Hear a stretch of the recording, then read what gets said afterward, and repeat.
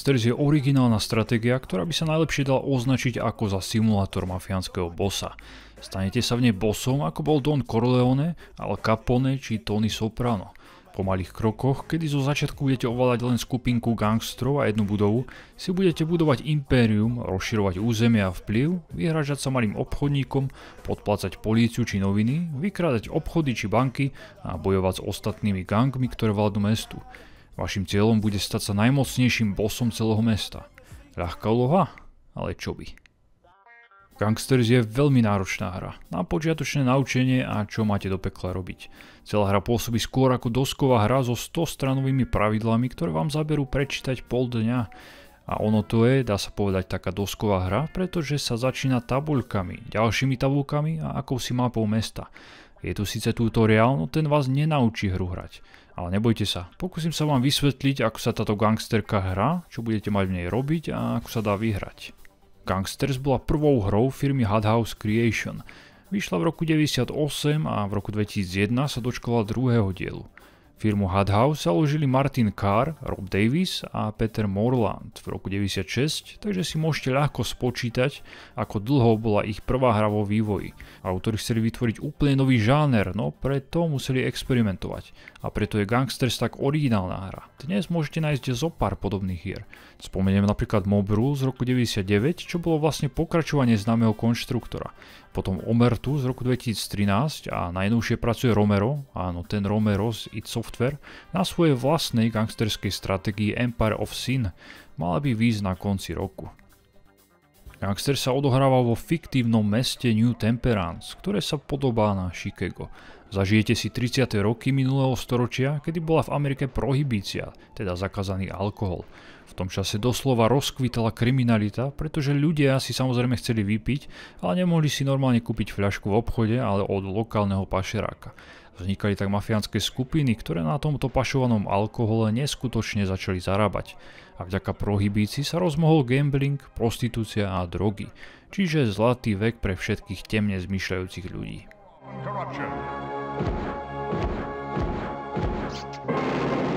And so the mayhem continues. Now the crime wave is threatening to move into our own proud city, New Temperance. It looks as though we will all become the victims of this terrible enemy of the people.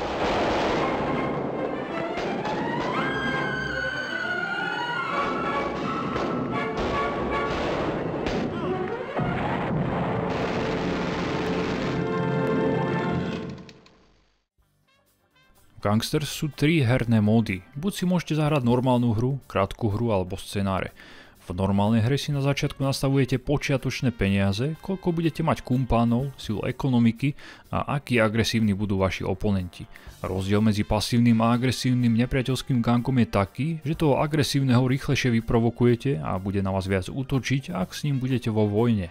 V normálnej hre sú 3 možnosti ako vyhrať. Buď sa stanete starostom mesta, zlikvidujete všetky ostatné gangy, alebo sa z vás stane dobrák, pôjdete teda legálnou cestou a na mafiánstvo sa vyprdnete.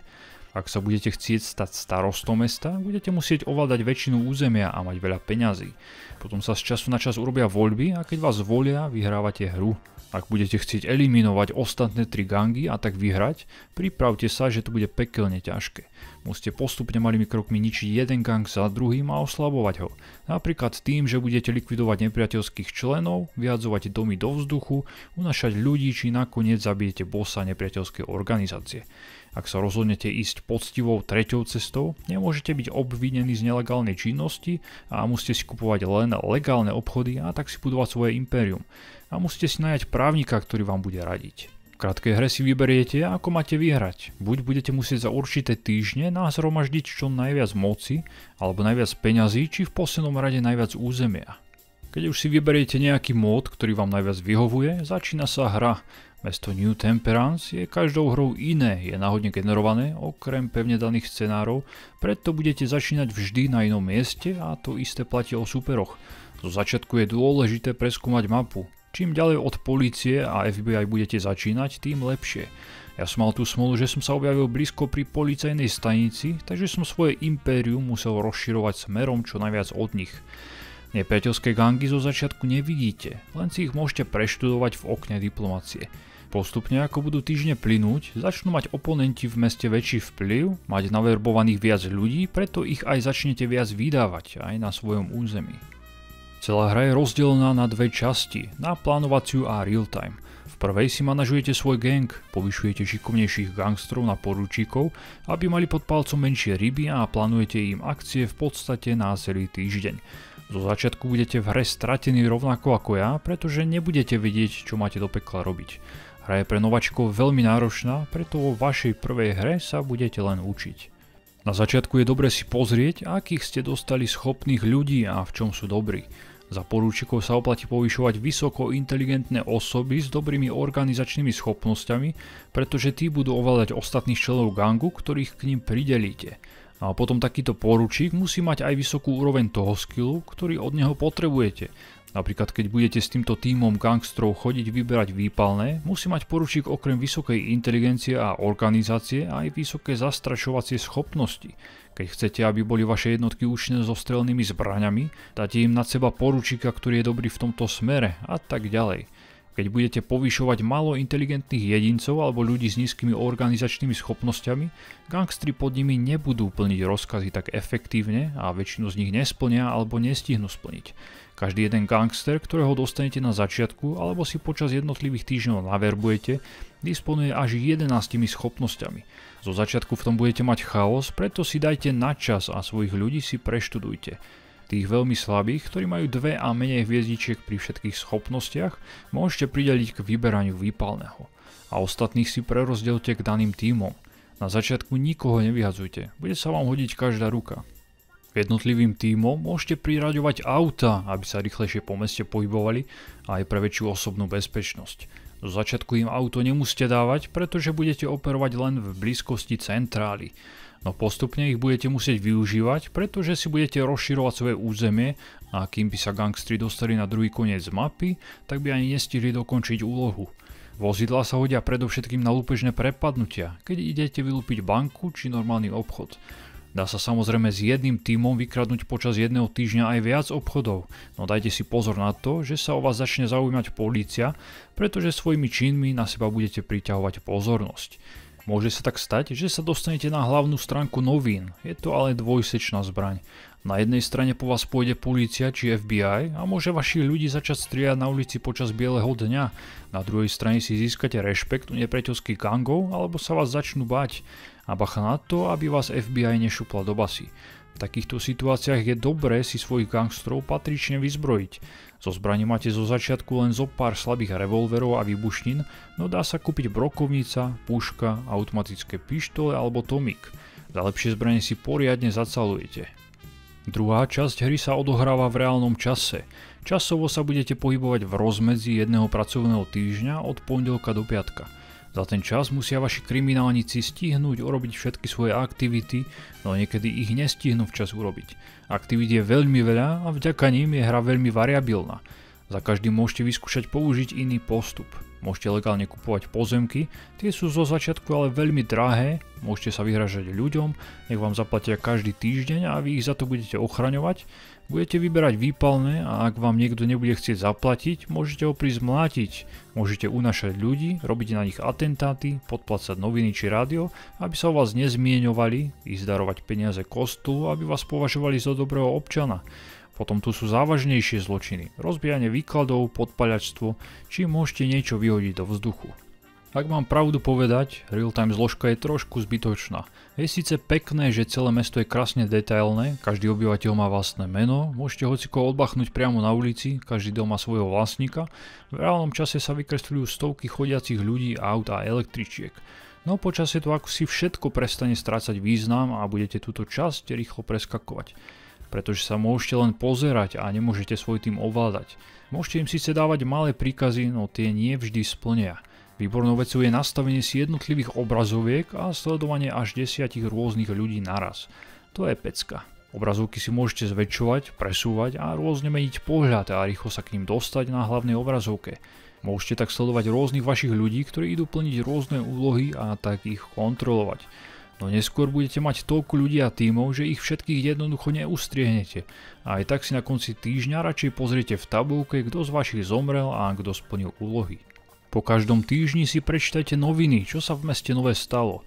Kto zomrel, kto prispel na charitu, koho zatkli a ďalšie novinky. Potom zamierte do sekcie štatistik. Prehľadne vám ukážu, ako vám narastla moc, či neklesla morálka v gangu a kto je najpodozrivejším klanom v meste.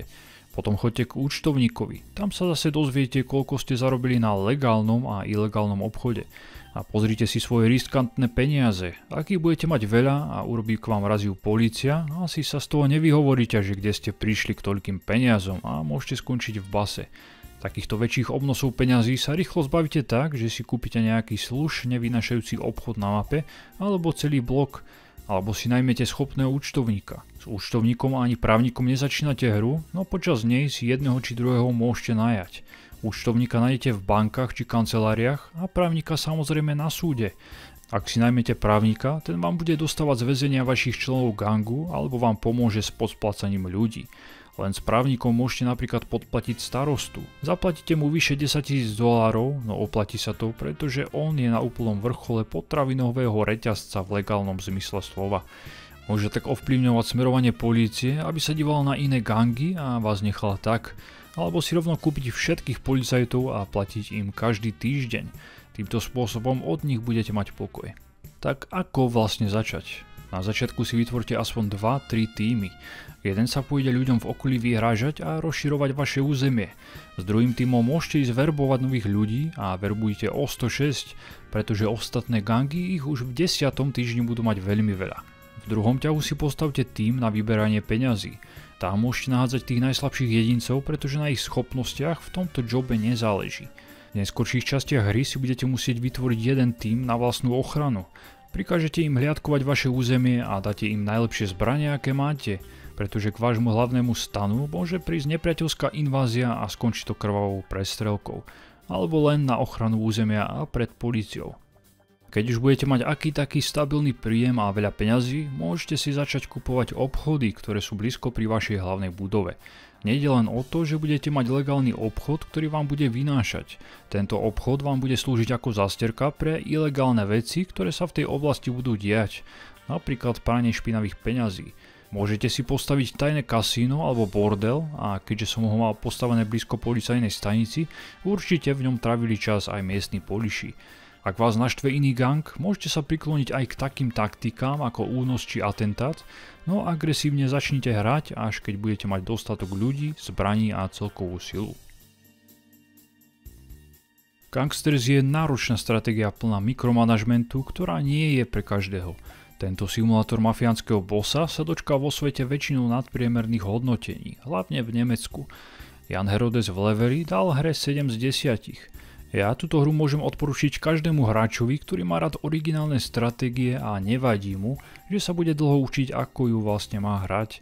Pre mňa osobne to bola menšia výzva, pretože som si Gangsters na jednej strane veľmi chcel zahrať, no na druhej ma odradzovala počiatočná náročnosť a to, že som sa v hre nevedel orientovať. We've certainly got them scared down there in New Temperance. But what are you waiting for? This city is virgin territory, so get out there and take control. Do it your own way. But remember, real power is never given, it's taken.